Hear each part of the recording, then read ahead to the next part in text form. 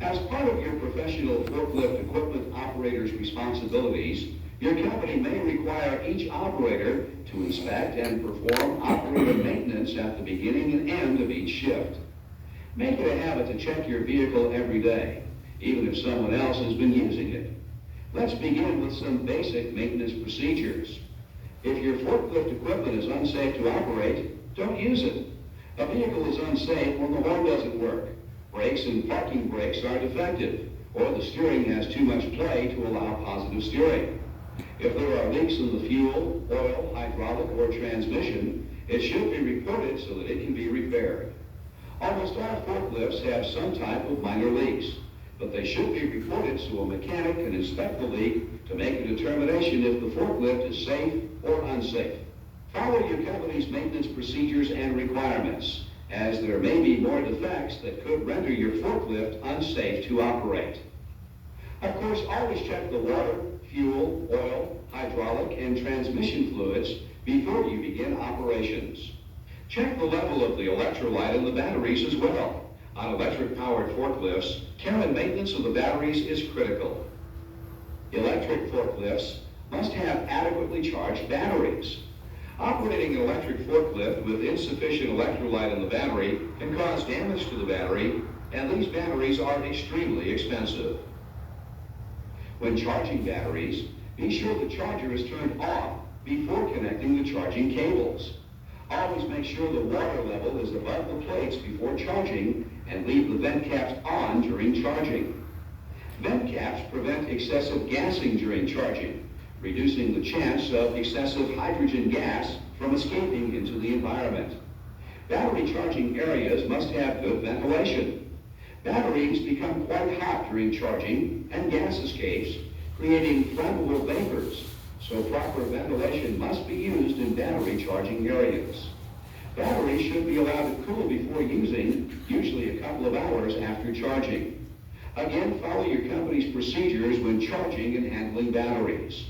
Electrical equipment, such as electric forklifts, must never be stored outside or exposed to water to prevent moisture from getting into the electrical motor or electrical parts. When testing the brakes on fuel-powered equipment, if they appear to be spongy or go too far towards the floor, report it to your supervisor. To test the parking brake, start the motor, engage the brake, put the transmission in a forward gear, and see if the brake holds. If not, it needs adjusting or repair. Test the steering. Excessive play in the steering wheel is when the steering wheel moves 2 to 3 inches before the rear tires begin to move. Next, inspect the forks for cracks or defects. Inspect the heel of forks, the top of the forks where they attach to the mast, and other areas where pressure is applied. Minor cracks can lead to failure of the forks. Raise your forks about 3 to 4 inches off the ground. Then inspect the mast chains to make sure they have equal tension. If one chain is looser or tighter than the other, it could cause a load to shift and fall. Another good maintenance tip is to run the mast all the way up, then all the way down at the beginning of the shift. Quite often during daily operations, the mast is not always elevated to the maximum height.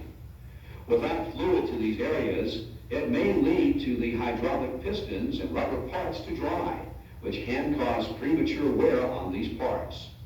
Raising and lowering the mast will lubricate these critical areas. Of course, watch the overhead to make sure the mast and forks won't damage or hit any overhead structure. When you are refueling, there are some important safety tips to follow. Never refuel a forklift propane tank, gasoline, or diesel engine inside a building.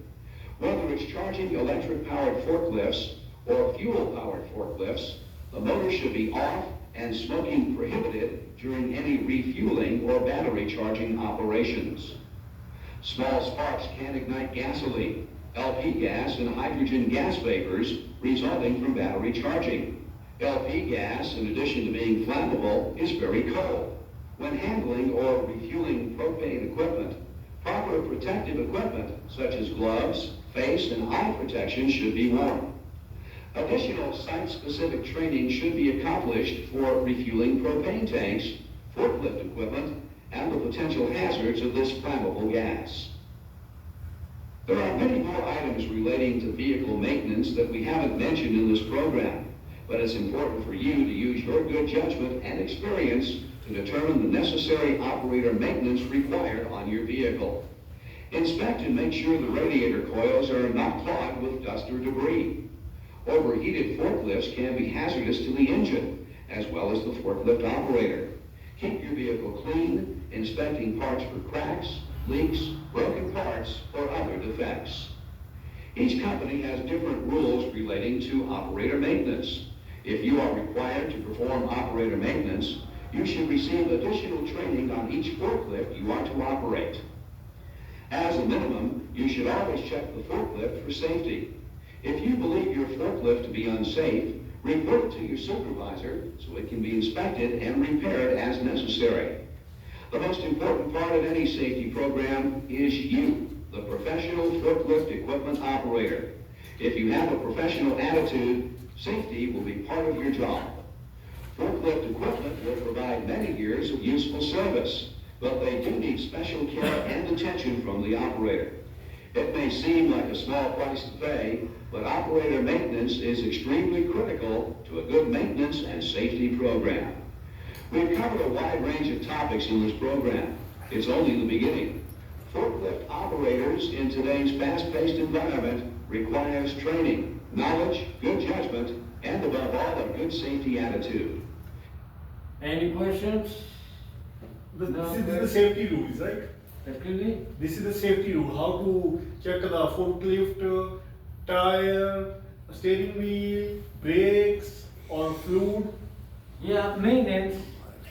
In many companies, maintenance will take care of that, the maintenance department. So you just check everything right there that's visual to you. Many other companies want you to check in there too, the oil. So it's up to your company. Ask your supervisor what is what you are supposed to check. Because sometimes they don't want you to open the hood. All right? So that's a good question for your supervisor at your company. Make sure you have a checklist all the time. So how often you refresh your class? Every 3 years. Every 3 years. Is that in your notes? Yes. Renewal required every 3 years. There's no requirement for scheduled annual refresher training. However, refresher training is required when unsafe operation is observed or evident.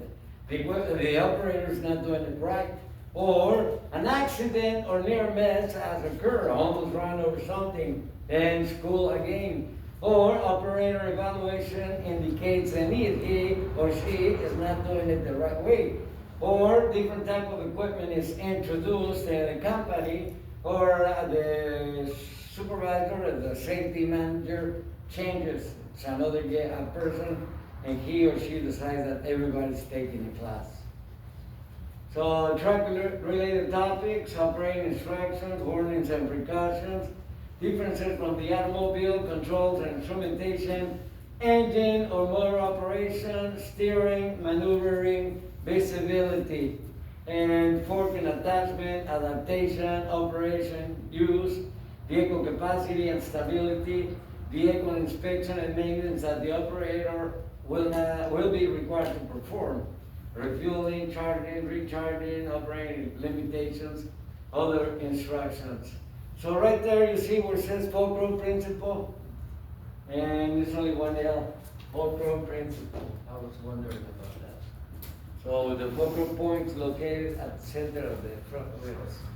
Low capacity cars, they're gonna be there, that was your question. The plates, and they have to be there on the forklift at all times. Maybe on the front, on the side. The location is according to the manufacturer requirement. So right here, you see over here, guide, counterweight, steering wheels, drive wheels, right there, fulcrum points, located right here, you see that? Fulcrum. Center of the front wheels. Here's the fulcrum point situation. Now you see this you see the way this load is carried? And now, see the way this load is carried?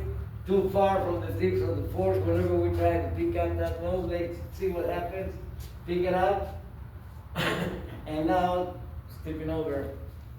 So make sure you know how to properly maneuver your load. Bless you. Thank you. Let's see how the center of gravity moves. Without the load, that happens. With the load, the center of gravity moves forward. And with the low rates, the center of gravity moves upward. And with the low rates of the mass leaning forward, the center of gravity moves forward. So you need to make sure that you are sure how to properly maneuver your loads. And take a look here at the differences from the forklift and the automobile. On the forklift, the steering axle is on the back. On the cars, on the front. On the forklift, it has only 3 support points. On the car, it has 4 support points. On the forklift, it's narrower. On the car, wider. And on the forklift, the center of gravity area is smaller, whereas on the vehicle car, on the car is larger. So take a look if you're not able to see the big difference that exists between these two. On the automobile, it goes around a circle, where on the forklift, it has a pivot point. And take a look here. See So that? this is opposite direction. So if you move the steering that side, so the forklift go that way. Yeah. And if you move that side, the forklift go other side, right? Pretty good. So let's say that I will show you this video so you can see how we maneuver this. Go to the folder and look for this.